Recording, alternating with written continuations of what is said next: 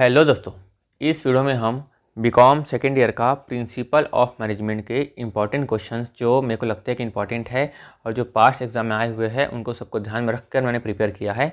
आप अपने अनुभव के हिसाब से, आपके खुद के इंपॉर्टेंस के हिसाब से भी आप इंपॉर्टेंट क्वेश्चन को सिलेक्ट कर सकते हो और अपने हिसाब से क्वेश्चन देख सकते हो।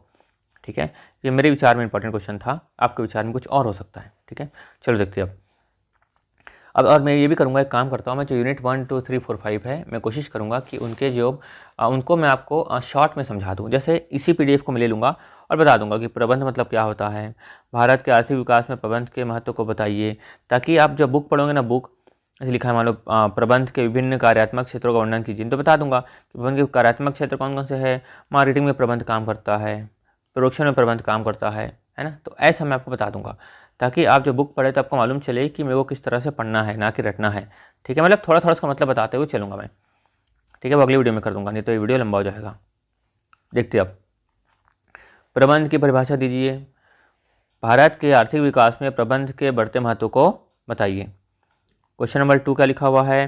क्वेश्चन नंबर 2 लिखा हुआ है define management, explain increasing importance of management in economic development of India. मतलब वही क्वेश्चन का इंग्लिश का हिंदी में। प्रबंध के विभिन्न कार्यात्मक क्षेत्रों का वर्णन कीजिए। Describe the various functional area of management.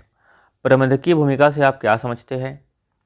Henry मिट्सबर्ग द्वारा प्रतिपादित प्रबंधक की भूमिका की व्याख्या कीजिए। What do you understand by managerial role? Explain the managerial role as propounded by Henry Mintzberg. Henry Fayol द्वारा प्रतिपादित 14 सिद्धांतों की विवेचना कीजिए। Discuss the 14 principle of management propounded by Henry Fayol. दोस्तों मैंने हिंदी इंग्लिश में थोड़ा कन्वर्ट किया है, थोड़ा सा बुक्स इधर उधर है, तो हिंदी इंग्लिश का थोड़ा सा आप देख लेना। जैसे प्रोपाउंडेड को आप इंग्लिश में क्या बोलते होंगे, है ना। वैसे प्रतिपादन ये जो लिखा है ना, जैसे हेनरी फ्यूल और प्रतिपादित, उसको इंग्लिश में बोलते प्रोपाउंडेड। तो हर कोई अलग अलग तरह से बोल सकता है या बुक में अलग तरह से लिखा हुआ हो सकता है। तो जो हिंदी मीडियम वाले हैं वो हिंदी इंग्लिश दोनों पढ़ना, जो इंग्लिश मीडियम वाले वो भी हिंदी इंग्लिश दोनों पढ़ लेना। उसके बाद assess the role of Taylor and Fayol in the development of management thought. Assess the role of Taylor and Fayol in the development of management thought. प्रबंध के विचार के विकास में टेलर और फ्यूल की भूमिका का आकलन करें। What do you mean by scientific management? Scientific management से आप क्या समझते हैं? How does it differ from traditional management? ये ट्रेडिशनल मैनेजमेंट से कैसे डिफर करता है? वैज्ञानिक प्रबंध से आपका क्या अभिप्राय है? या पारंपरिक प्रबंधन से किस प्रकार भिन्न है? उसके बाद डिफाइन करना है आपको। Define planning. Discuss the nature, objective and importance in business management. नियोजन को प्रभावित कीजिए। व्यवसाय के प्रबंध में इसकी प्रकृति, उद्देश्य और महत्व पर चर्चा कीजिए। निर्णय प्रबंधन की कुंजी है, समीक्षा कीजिए एवं निर्णयन के सिद्धांतों की विवेचना कीजिए। Decision making is the key to management functions. Review या कमेंट करना है आपको and discuss the principle of decision making. What do you understand by management by objective? Management by objective से आप क्या समझते हो? Experience, characteristics, importance, limitations. उद्देश्यपूर्ण प्रबंधन से आप क्या समझते हैं? इसकी विशेषताओं, महत्व और सीमाओं की व्याख्या कीजिए। संगठन की परिभाषा दीजिए, इसकी आवश्यकता व महत्व की विवेचना कीजिए। Define organisation, discuss it needs and importance. अधिकार का प्रत्यायोजन किया जा सकता है किंतु उत्तरदायित्व का नहीं, यानी कि आप अथॉरिटी को डेलीगेट कर सकते हो लेकिन रिस्पॉन्सिबिलिटी को नहीं। Explain this statement and explain their relationship. इस कथन को स्पष्ट कीजिए तथा इनके संबंध में बताइए। जैसे आपके स्कूल के होते हैं ना प्रिंसिपल, वो क्या होते हैं, उनके अथॉरिटी रहती है कि नए रूल को बोलेंगे टीचर आपको ये रूल फॉलो करना है, स्टूडेंट तुमको ये रूल फॉलो करना है, और टीचर की जिम्मेदारी होती है उन रूल को फॉलो करने की। Define decentralisation, state in brief the various factor affecting decentralisation.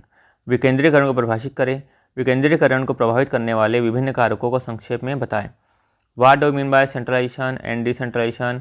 In what ways decentralisation helpful in business organisation? ये अच्छा क्वेश्चन है। सत्ता के या अधिकार या सत्ता के केंद्रीकरण और विकेंद्रीकरण से आप क्या समझते हैं? व्यवसाय प्रशासन में विकेंद्रीकरण किस प्रकार सहायक है? Unit number 3 question number 1। Direction is the part of administration, explain. Discuss the importance of direction in management and state the limitation of direction. निर्देशन प्रशासन का हृदय है, स्पष्ट कीजिए।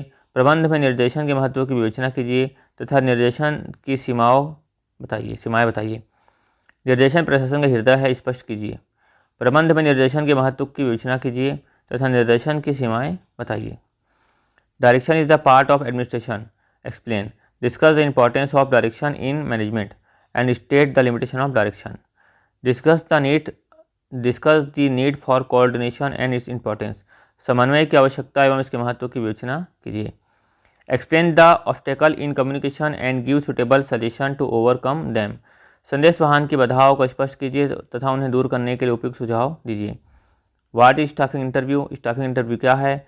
Explain the element of success of an interview. Staffing साक्षात्कार क्या है, साक्षात्कार की सफलता के तत्वों को समझाइए। What do understand by motivation से आप क्या समझते हैं। What motivation feature should be included in a sound motivation system. प्रेरणा से आप क्या समझते हैं, एक अच्छी प्रेरणा प्रणाली में कौन सी महत्वपूर्ण विशेषताएं शामिल होनी चाहिए। What do you understand bye leadership, leadership से आप क्या समझते हैं, नेतृत्व से आप क्या समझते हैं। Discuss the essential qualities and importance of successful leadership. सफल नेतृत्व के आवश्यक गुणों एवं महत्व का वर्णन कीजिए। एक्सप्लेन रेसिन Likert for management leadership system. रेसिन लिंकर्ड की 4 प्रबंध नेतृत्व प्रणालियों को समझाइए। Define controlling and describe the need and technique of controlling. नियंत्रण को परिभाषित कीजिए, नियंत्रण की आवश्यक एवं तकनीक का वर्णन कीजिए, आवश्यकता एवं तकनीक का वर्णन कीजिए। इसमें 2 ही क्वेश्चन है। What is administrative office management, discuss the objective and function of administrative office management. प्रशासनिक प्रबंधन क्या है, प्रशासनिक प्रबंधन के उद्देश्य एवं कार्यों का विवेचन कीजिए। Briefly discuss ethical principle at work place. कार्यस्थल में नैतिक सिद्धांत का संक्षेप में वर्णन कीजिए। दोस्तों खत्म हो गए, इतने क्वेश्चन हैं और मैं कोशिश करूंगा कि क्या करूँ कि इसके मतलब आंसर को शॉर्ट में आपको समझा के यूट्यूब में अपलोड कर दूँ, तो वो मैं अगले वीडियो में कर दूँगा।